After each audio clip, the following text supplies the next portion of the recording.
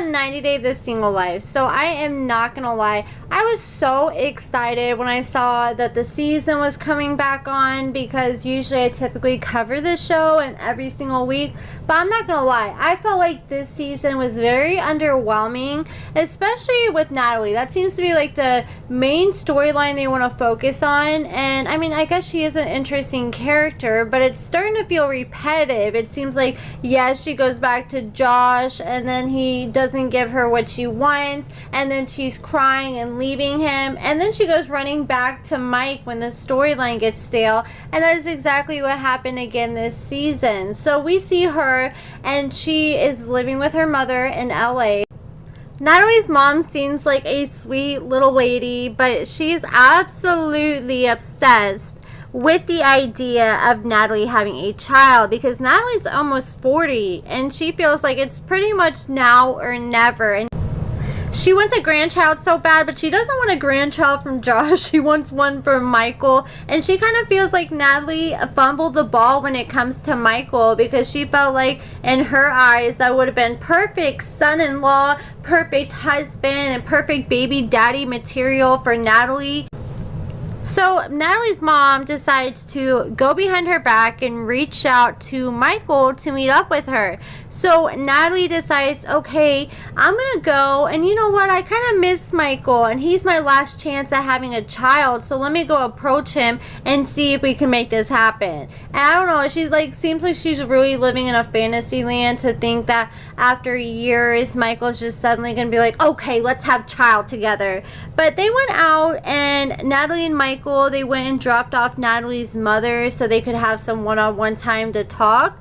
And I wish I could find a screen grab of the car, because Michael, his freaking tall butt, it was squishing into Natalie's little car. I'm surprised he even fit in her little car. Like, it straight looked like a clown coming out of a clown car when he got out. And not saying because he looks like a clown, but just because he was so big and Natalie's car was so small. But him and Natalie, they drive off, they go to this park, and they sit down, and she starts talking about, look, I really messed up my chance to have kids with you. And he was like, you know, you did. I was shocked to hear Natalie finally admit that she was so career driven and selfish that she put herself before her marriage, and she has big regrets when it comes to that. And Michael really didn't have much to say. He was just kind of sitting there shaking his head. And then Natalie was like, well, you know what? Let me give you a proposal. She said, how would you feel if we started talking again, and if things go good, maybe a little bit down the road, we can have a child together? And Michael was like, what the hell? He's like, no, we are not having a child together. And Natalie was like, well, why not? Have you moved on? Are you with somebody else? And he's like, no, I have not moved on yet, but I plan to. Like Michael said last season, Natalie made her bed, and now she has to lay in it. And that's what Natalie gets for leaving Michael. It always seems like, I said at the beginning of the video, when her storyline gets stale, that's when she wants to run back to Michael to pick up the pieces for the 10th time in a row. And she runs back to Mike, and she's having the same conversation every single time. And I could have sworn this was the same conversation that they were pretty much having last year, minus the child part. So Michael is over it at this point. He wasn't trying to entertain her or give her the littlest of hope.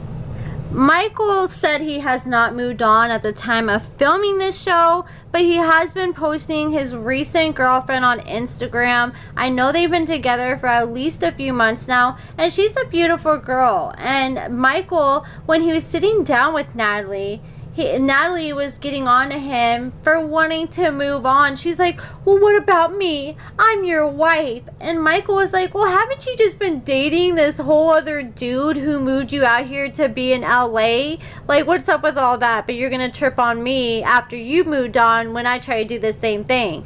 And Natalie was like, well, it's just one person. It's not even a big deal. Trying to downplay it as much as possible. Mike straight called Natalie out. He said, look, I'm not going to be your backup plan. I'm not going to be the guy that just sits around on layaway and just be that toy you put up until you're ready to play with it again. That is not how it works. And I'm glad Michael knows his worth and was able to stand up to Natalie. Michael gave Natalie the world. and she just threw it away. And Natalie was like, well, Michael, can we at least be friends? And he's like, yeah, we can be friends, but that does not mean I'm gonna pump a baby into you. And Natalie, she actually started crying and saying she refuses to divorce Michael because he is her family, and family is for life. And I think it's more that you refuse to divorce Michael because you don't want that to mess with your immigration, and that he's still taking care of you financially. I think that's the main reason. But Natalie thinks she's just supposed to snap her fingers, and then Michael is just supposed to come back when she says so. She just thinks Michael is supposed to put his life on hold for her, and that is not how life works. Life is way too short to be putting your life on hold for somebody, especially when they don't even care. If she really cared, she would have been back. And it's just giving you need a storyline, and without Josh, you don't know anyone else besides Michael, because it really seems besides Josh, she doesn't really like to date anyone else besides running back to Michael. She'd rather go back to what she's familiar with because that's more comfortable to her compared to the unknown and meeting new guys. Then Natalie had the audacity to get in this man's face and say, move on where? When he said he wanted to move on. And then they showed a clip for the tell-all, and oh my gosh, the tell-all looks better than the whole season. They're bringing back Colt's mom, Debbie. I'm not sure what for. I guess just be like a commentator or to ask them questions during the tell-all. And Debbie, Colt's mom, gets into it with Debbie from this season of The Single Life, and it looks like it gets pretty juicy. And then I don't know, it just looks like a freaking mess at the tell-all. I can't remember everything from the preview, but I'm definitely excited to see it this next week, because this tell-all from this last season of 90 Day Fiancé, the one that just wrapped up for season 10, it sucked. I think that was probably the worst tell-all by far. Like, the only thing that was semi-interesting was, I can't even think of anything really interesting except freaking Jasmine going to the side of the stage and screaming and crying out like a freaking cat whenever she finds out that Gino was dancing with this stripper, and then they literally brought the stripper up for an interview. It just wasn't that exciting this year, but this tell-all looks like it's definitely going to make up for that terrible last tell-all we just had.